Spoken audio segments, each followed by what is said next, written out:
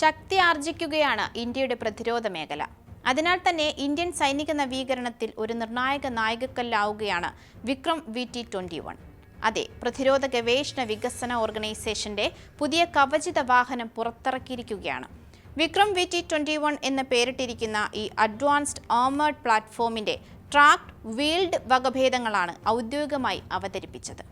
തദ്ദേശീയമായി നിർമ്മിച്ച ഈ അത്യാധുനിക വാഹനം ഇന്ത്യൻ സൈനിക നവീകരണത്തിൽ ഒരു നിർണായക നാഴികക്കല്ല് തന്നെയാണ്. അഹില്യനഗറിലെ വെഹിക്കിൾ റിസർച്ച് ആൻഡ് ഡെവലപ്മെന്റ് എസ്റ്റാബ്ലിഷ്മെന്റിൽ നടന്ന ചടങ്ങിൽ DRDO chairman Sameer V. Kamath വാഹനം ഫ്ലാഗ് ഓഫ് ചെയ്യുകയായിരുന്നു. എന്തൊക്കെയാണ് വിക്രം VT-21ന്റെ പ്രത്യേകതകൾ? ഇന്ത്യൻ പ്രതിരോധ മേഖലയിൽ ഇത് എന്ത് മാറ്റങ്ങൾ കൊണ്ടുവരും? നമുക്ക് പരിശോധിക്കാം. ഞാൻ Ammu. Tata advance system limited, Bharat forge limited എന്നീ കമ്പനികളുമായി സഹകരിച്ച് DRDOയുടെ വെഹിക്കിൾ റിസർച്ച് ഡെവലപ്മെന്റ് ലബോറട്ടറിയാണ് വിക്രം VT-21 രൂപകൽപ്പന ചെയ്ത് വികസിപ്പിച്ചത്. വെറും 3 വർഷമെന്ന റെക്കോർഡ് സമയത്തിനുള്ളിലാണ് ഇതിന്റെ നിർമ്മാണം പൂർത്തിയാക്കിയത് എന്നതാണ് മറ്റൊരു എടുത്തു പറയേണ്ട വസ്തുത. മാറുന്ന ഇന്ത്യൻ സായുധ സേനയുടെ ആധുനിക ആവശ്യങ്ങൾ മുൻനിർത്തിയാണ് വാഹനം രൂപകൽപ്പന ചെയ്തിരിക്കുന്നത്. Infantry, compact vehicle, armed personal career എന്നീ നിലകളിൽ സൈനികർക്ക് ഇത് ഉപയോഗിക്കാൻ സാധിക്കും. പൂർണ്ണമായും തദ്ദേശീയമായി വികസിപ്പിച്ചെടുത്ത 30 mm ക്രൂലെസ് ടററ്റും 7.62 mm PKT തോക്കുമാണ് 2 വകഭേദങ്ങളിലുമുള്ള പ്രധാന ആയുധങ്ങൾ. ഇതിനു പുറമെ ടാങ്ക് വേദ മിസൈലുകൾ വിക്ഷേപിക്കാനുള്ള സംവിധാനവും ഇതിലുണ്ട്. ഇത് വാഹനത്തിന്റെ പോരാട്ട കഴിവ് കൂട്ടാൻ ഉത്തമവുമാണ്. പ്രഹരശേഷി, വേഗം, സുരക്ഷ ഇവ മൂന്നിൻ്റെയും മികച്ച സംയോജനമാണ് വിക്രം VT-21ൽ ഒരുക്കിയിരിക്കുന്നത്.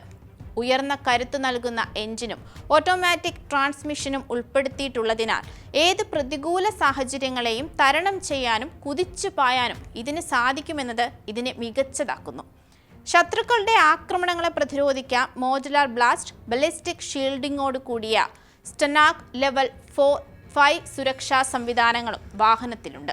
കരയിലും വെള്ളത്തിലും ഒരുപോലെ സഞ്ചരിക്കാൻ കഴിയുന്ന ആംഫിബിയസ് സാങ്കേതിക വിദ്യയാണ് ഇതിന്റെ മറ്റൊരു പ്രത്യേകത. ജലാശയങ്ങൾ എളുപ്പത്തിൽ മുറിച്ചു കടക്കാൻ സഹായിക്കുന്ന ഹൈഡ്രോജെറ്റുകൾ സജ്ജീകരിച്ചിട്ടുള്ളത് സൈനിക നീക്കങ്ങൾക്ക് കൂടുതൽ വേഗതയും നൽകും.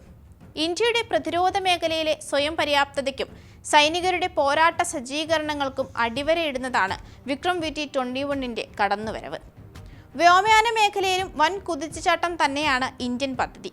2030ഓടെ രാജ്യത്ത് 3 വ്യത്യസ്ത യുദ്ധവിമാനങ്ങൾ ഒരേ സമയം വൻതോതിൽ നിർമ്മിക്കുന്നതിനുള്ള സമാന്തര നിർമ്മാണശാലകൾ പ്രവർത്തന സജ്ജമാകുമെന്നാണ് റിപ്പോർട്ടുകൾ ഇപ്പോൾ പറയുന്നത്.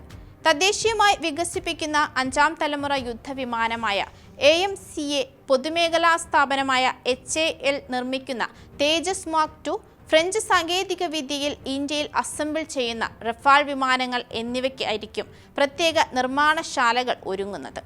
പ്രതിരോധ മാധ്യമങ്ങളാണ് ഇത് റിപ്പോർട്ട് ചെയ്തത്. 5ാം തലമുറ സ്റ്റെൽത്ത് വിമാനമായ AMCA നിർമ്മാണത്തിനായി Tata advanced systems, Bharat forge എന്നീ പ്രമുഖ കമ്പനികളെ സർക്കാർ പട്ടികയിൽ ഉൾപ്പെടുത്തിയിട്ടുണ്ട്. ഏകദേശം 15,000 കോടി രൂപ ഗവേഷണത്തിനായി ചെലവഴിക്കുന്ന ഈ വിമാനത്തിന്റെ ആദ്യ മാതൃക 2028ൽ പുറത്തിറങ്ങുമെന്നും 2030കളുടെ പകുതിയോടെ വൻതോതിലുള്ള നിർമ്മാണം ആരംഭിക്കുമെന്നുമാണ് പ്രതീക്ഷ. പൊതുമേഖലാ സ്ഥാപനമായ ഹിന്ദുസ്ഥാൻ എയ്റോനോട്ടിക്സ് ലിമിറ്റഡ് തേജസ് മാർക്ക് 2 വിമാനങ്ങളുടെ നിർമ്മാണത്തിൽ ശ്രദ്ധ കേന്ദ്രീകരിക്കും. 4.5 തലമുറയിൽപ്പെട്ട ഈ യുദ്ധവിമാനങ്ങളുടെ നിർമ്മാണത്തിനായി നാസിക്, ബംഗളൂരു എന്നിവിടങ്ങളിൽ പുതിയ അസംബ്ലി ലൈനുകൾ സ്ഥാപിക്കാൻ 10,000 കോടി രൂപയുടെ അടിസ്ഥാന സൗകര്യ വികസനമാണ് HAL നടത്തുന്നത്. തേജസ് മാർക്ക് 2ന്റെ ആദ്യ പരീക്ഷണ പറക്കൽ 2026 അവസാനത്തോടെ നടക്കുമെന്ന് കരുതപ്പെടുന്നു. ഫ്രഞ്ച് കമ്പനിയും സ്വകാര്യ മേഖലയിൽ നിന്ന് റിലയൻസും ചേർന്നുള്ള DRAL സംയുക്ത സംരംഭത്തിലൂടെ റാഫേൽ വിമാനങ്ങൾ ഇന്ത്യയിൽ നിർമ്മിക്കാനാണ് 3ാമത്തെ പദ്ധതി ലക്ഷ്യമിടുന്നത്. ഈ വിമാനങ്ങളിൽ അസ്ത്ര, രുദ്രം തുടങ്ങിയ ഇന്ത്യയുടെ തദ്ദേശീയ ആയുധങ്ങൾ ഘടിപ്പിക്കുന്നതിനാവശ്യമായ സാങ്കേതിക കൈമാറ്റത്തിന് ഇന്ത്യ ഊന്നൽ നൽകുന്നുമുണ്ട്. 3 സമാന്തര നിർമ്മാണശാലകൾ യാഥാർത്ഥ്യമാകുന്നതോടെ വ്യോമസേനയുടെ വിമാനക്ഷാമം പരിഹരിക്കപ്പെടുക മാത്രമല്ല, പൊതു സ്വകാര്യ മേഖലകൾ തമ്മിലുള്ള ആരോഗ്യകരമായ മത്സരം, ഉൽപാദനക്ഷമത വർദ്ധിപ്പിക്കുകയും ചിലവ് കുറയ്ക്കുകയും ചെയ്യുമെന്നതാണ് പ്രധാന കാര്യം. സ്റ്റെൽത്ത് സാങ്കേതിക വിദ്യയിൽ ഇന്ത്യൻ എഞ്ചിനീയർമാർക്ക് മികച്ച പരിശീലനം ലഭിക്കാനും ഇതിലൂടെ സഹായിക്കും. എന്തായാലും ഈ പുത്തൻ പദ്ധതികളിലൂടെ സ്വന്തം ആവശ്യങ്ങൾ നിറവേറ്റുന്നതിനൊപ്പം ആഗോള വിപണിയിലേക്ക് യുദ്ധവിമാനങ്ങൾ കയറ്റുമതി ചെയ്യുന്ന ഒരു പ്രമുഖ ശക്തിയായി മാറാനും ഇന്ത്യക്ക് സാധ്യതകൾ ഏറെയാണ്.